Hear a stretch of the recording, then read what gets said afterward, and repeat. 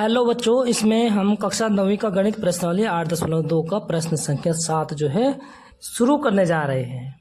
ठीक है बच्चों, तो इस प्रश्नावली का इस एक्सरसाइज का जो है ये लास्ट प्रश्न भी है। इसी के साथ हमारा जो है एक्सरसाइज हो जाएगा कंप्लीट। ओके बच्चों, तो वीडियो को ध्यान से देखना, इसकी बिल्कुल भी ना करना। अगर आप लोग बीच में से स्किप करोगे तो आप लोगों की समझ में नहीं आएगा, ये मैं बोल देता हूँ। ओके बच्चों, बाकी सिद्ध करने के मेथड अलग अलग होते हैं, लेकिन उसके मेथड होने चाहिए सही। ठीक है, तो शुरू करते हैं प्रश्न संख्या 7। पहले क्वेश्चन को एक बार दो बार अच्छी तरह से रीड कर लो, ताकि आप लोगों को जो है पूरे आप लोगों के समझ में आ जाएगा। ए बी सी एक त्रिभुज है बच्चों। हमारे पास क्या है, एक बी सी एक त्रिभुज है जिसका कोण सी समकोण है। यानी बच्चों हम यहाँ पे एक समकोण त्रिभुज बना देते हैं, ए बी सी, और इसका नाम दे देते हैं बच्चों ए बी सी, क्योंकि हमें प्रश्न में ए बी और सी कोण समकोण है, इसलिए इस तरीके से इसका नाम दिया है। ठीक है बच्चों। और आगे देखिए, कर्ण यानी हाइपोटेनियस ए बी के मध्य बिंदु एम से होकर, ए बी का मध्य बिंदु यानी बच्चों यहाँ पे एक मध्य बिंदु जो कि कर्ण को क्या करता है, दो बराबर भागों में विभाजित करता है, उसको कहते हैं मध्य बिंदु। अगर मध्य बिंदु जिस प्रश्न में आ गया तो मध्य बिंदु प्रमेय या उसके विलोम से ही सिद्ध होगा। ओके, एक चीज ध्यान में रख लेना। और जो मध्य बिंदु है क्या है बच्चों, एम कह रहा, होकर बी सी के समांतर, यानी बी सी के समांतर एम से होकर, तो इसके सीधे समांतर है। इस तरीके से नहीं होगा, इस तरीके से नहीं होगा, सीधे इसके समांतर यानी बराबर दूरी पे। समझ गया आप?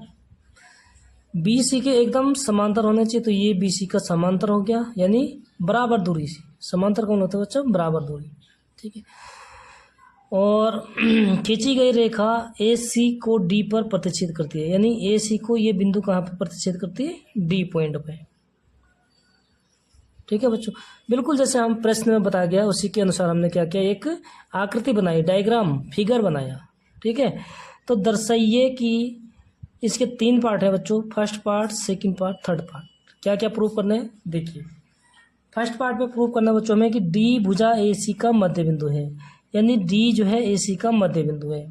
अब ये तो हम जानते हैं कि अगर त्रिभुज की किसी एक भुजा के मध्य बिंदु से उसके दूसरे भुजा के समांतर अगर कोई रेखा हो तो वो जो है तीसरी भुजा को क्या करती है, मध्य बिंदु पे ही विभाजित करते हैं। ये तो पक्का पकाया है। ठीक है, तो इसको हम जो है उस मेथड से लिख देंगे।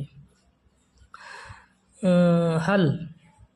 ठीक है बच्चों, त्रिभुज ए बी सी में, ए बी सी में, ठीक है, और आगे त्रिभुज क्या दिख रहा है बच्चों, त्रिभुज ए बी सी में एम जो है ए बी का, एम ए बी का मध्य बिंदु है।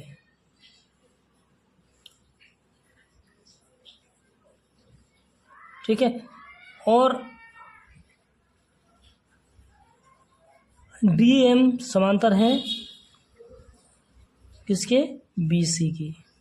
ठीक है बच्चों, अगर ये कंडीशन होती है, समांतर है, ठीक है, तो क्या होगा बच्चों कि डी जो है ए बी का मध्य बिंदु है, इसलिए क्योंकि एम ए बी का मध्य है और डी एम बी सी का समांतर है, तो जो एम होगा, डी पॉइंट होगा, वो ए सी का मध्य बिंदु है। देयरफॉर डी ए सी का मध्य बिंदु है। भाई यही सिद्ध करना था। ठीक है बच्चों, और किस कारण से ये भी लिख देंगे, मध्य बिंदु प्रमेय के विलोम से। बिंदु का विलोम क्या होता है, मध्य बिंदु प्रमेय का विलोम होते हैं कि अगर किसी त्रिभुज की एक भुजा के मध्य बिंदु से कोई दूसरी भुजा के समांतर जो रेखाखंड होती है, वो तीसरी भुजा को क्या है, मिड पॉइंट पर, यानी मिड पॉइंट का मतलब होता है मध्य बिंदु पर ही प्रतिच्छेद करती है। ठीक है, ये है मध्य बिंदु प्रमेय का विलोम।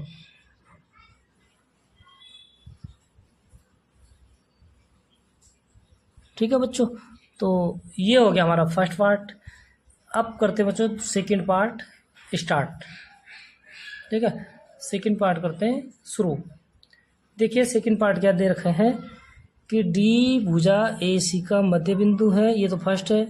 सेकंड दे रखा बच्चों कि एम डी लंब है ए सी पर, यानी जो ये एम डी है बच्चों ये लंब है किस पे, ए सी पे, इस पे लंब है।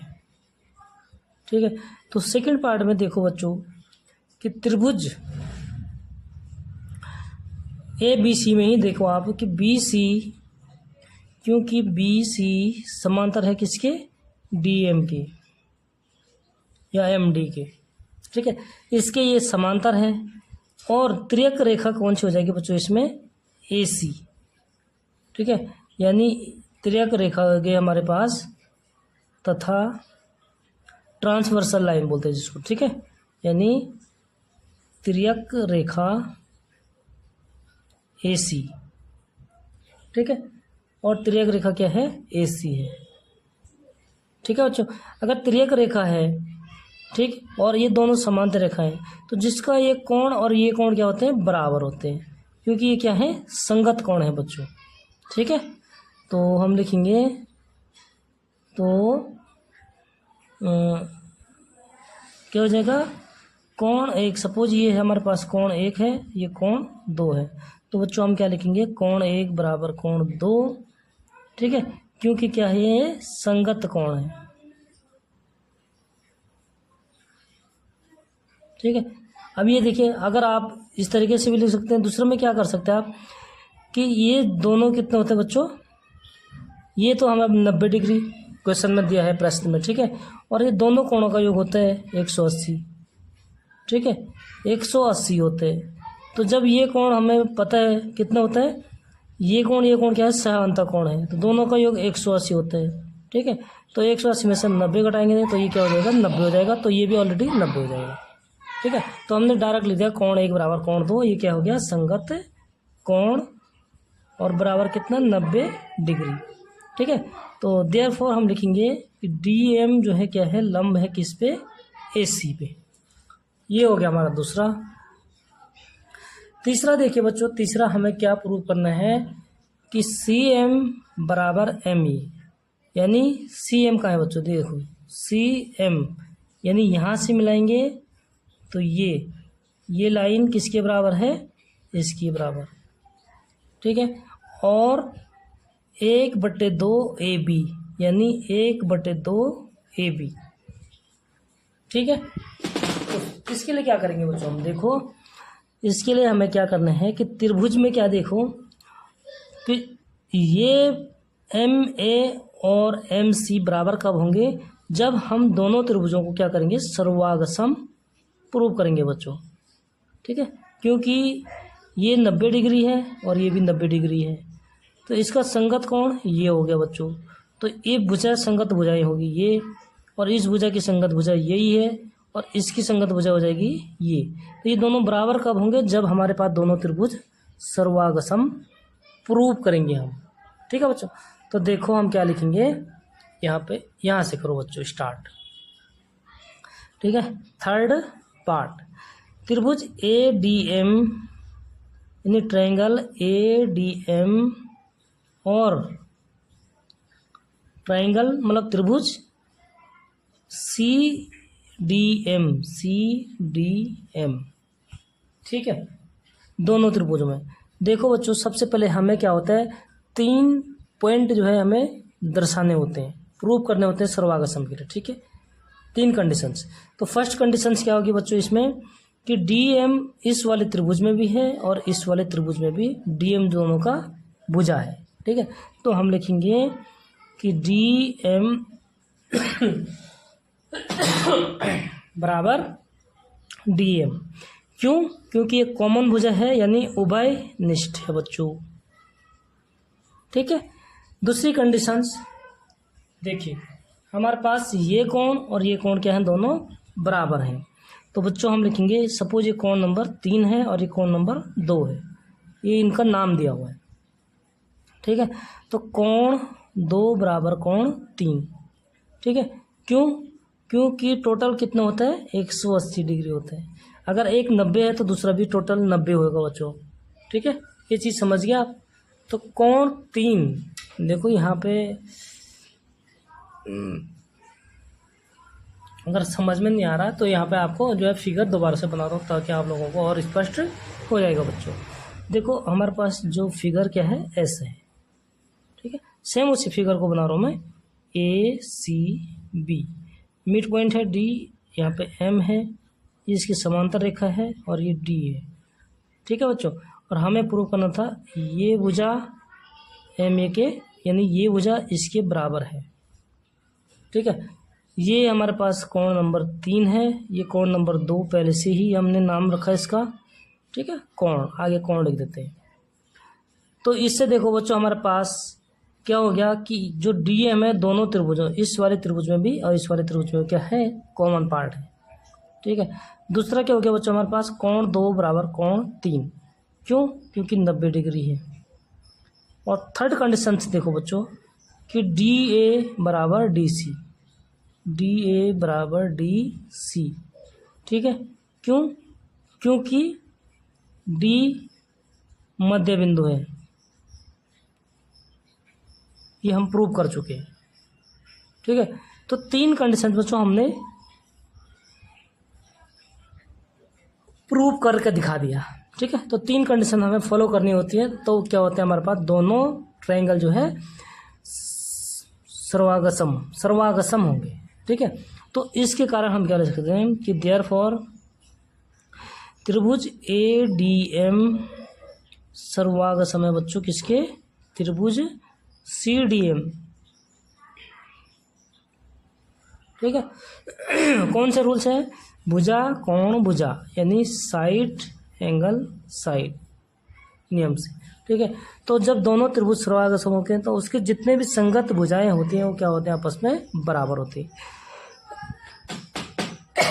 यानी ए एम की संगत भुजा है सी एम, तो क्या हो जाएगा बच्चों, ए एम बराबर सी एम, ठीक है।